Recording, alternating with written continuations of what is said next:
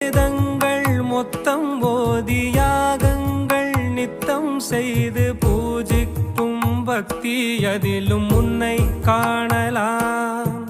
பசி என்று தன் முன் வந்து கையேந்தி கேட்கும் போது தன் உணவை தந்தால் கூட உன்னை காணலாம்.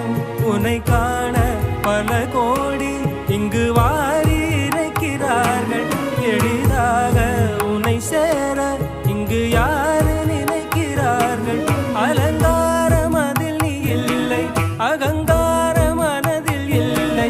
துளி கள்ளம் கபடம் கலந்திடாத அன்பில் இருக்கிறாய். உணர்ந்தேன் உனையே உனையே